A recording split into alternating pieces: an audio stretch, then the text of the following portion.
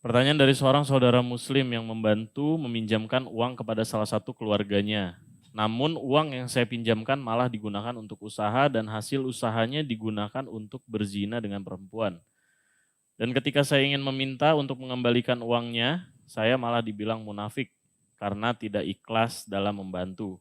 Saya tidak ridho Ustadz jika amanah yang saya berikan malah digunakan untuk berzina. Bagaimana saya harus bersikap Ustadz? Ini butuh mungkin dirincikan lebih dalam ya pertanyaan ini. Kalau saya renungi tadi apa yang dibaca, yang pertama adalah masalah utang. Kalau antum mengutangkan kepada orang lain dan sudah ada akad pembayaran, antum nggak boleh nagih sebelumnya. Ya kan? Kita kan dalam hadis al-muslimuna ala syurutihim. Orang muslim harus sesuai dengan akad yang disepakati. Sekarang saya utangkan kepada Akh Ammar. Beliau mau utang 1 juta rupiah, saya pinjamin. Kapan dibayar Mar? Insya Allah dibayar bulan depan Ustaz. Misal contoh. Misalnya ini bulan Agustus nanti akhir September akan dibayar. Saya nggak boleh tiba-tiba datang di akhir Agustus bayar sekarang utang kamu. Nggak bisa. Karena sudah akadnya begitu. Itu dulu poin dipahami. Terlepas daripada nanti Ammar pakai apa uang itu. Dia mau pakai bisnis kah? Dia mau pakai kebutuhan keluarga? Karena dia sedang utang kan. Kalau dia mengajak saya investasi, dia buka usaha nih, misalnya kios atau apa. Ustadz ayo ikut nih, saya ikut sama-sama investasi. Nah di saat itu saya bisa intervensi. Ya gitu. Karena ternyata uang yang tadinya untuk investasi kios, ternyata Ammar enggak dipakai untuk kebutuhan keluarganya. Keluar daripada akad, di situ saya boleh intervensi. Tapi kalau utang piutang, gak ada urusannya dengan intervensi ini. Kita utangkan orang, kan gitu. Itu poin dulu. Dan kita cukup mengejar keutamanya. Yang kedua, masalah dia melakukan kemaksiatan. Antum dapat dari mana dia berzina ini? Informasinya dari mana? Hati-hati, bab zina ini menuduh orang berzina ini bahaya sekali, ini berat. Sudah tahu belum? Kalau kita menuduh orang berzina, harus kita datangkan 3 orang yang lain selain kita, melihat orang yang sama, di tempat yang sama, perbuatan yang sama. Di waktu yang sama.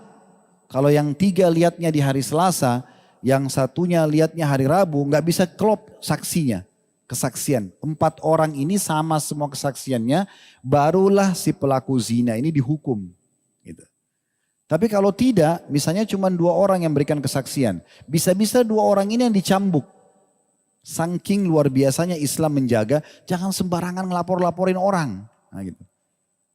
Kalau ada orang berbuat dosa, kita tahu depan mata, udah kita nasihatin dia. Nasihatin dia. Ya, doakan supaya dapat hidayah, gitu kan? Seperti itu kita lakukan, tapi bukan malah kita menjadikan sebuah permasalahan. Baik, bagaimana mensinkronkan sekarang uang yang utang tadi ini dengan uang yang dipakai untuk berzina, kalaupun betul dia pakai berzina. Antum tetap kembali kepada akad antum utang piutang. Kapan dia mau bayar, yang sudah disepakati itu yang dibayar.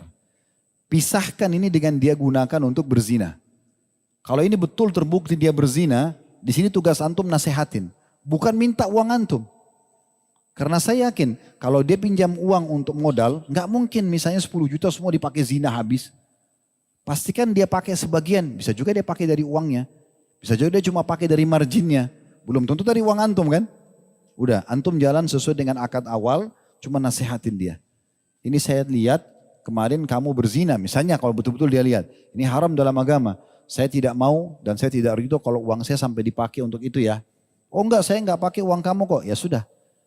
Tapi nanti sesuai dengan akad. Nanti akadnya ingat ya, pembayaran di waktu ini misalnya. Nah seperti itu. Jadi kita harus bijaksana ya. Jadikan setiap pelanggaran saudara kita muslim, ajang pahala buat kita.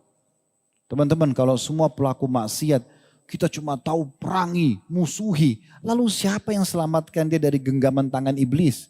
Semua orang muslim yang lagi terjerumus dalam dosa, ini sedang ditarik tangannya oleh iblis masuk ke neraka nih. Dan kita lihat, kita mau biarkan musuhi dia sampai dia makin parah masuk ke neraka, atau malah kita selamatkan segera.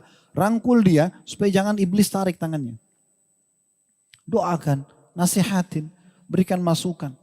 Siapa tahu 1-2 kata yang kita sampaikan menjadi penyebab hidayah. Tidak usah pikir teman-teman bagaimana orang dapat hidayah. Tugas kita hanya menyampaikan. Masalah dia dapat hidayah atau tidak itu nggak penting. Tidak ada masalah dengan itu. Itu urusan nanti urusan dia sama Allah. Yang penting kita sudah ada upaya untuk memberikan masukan.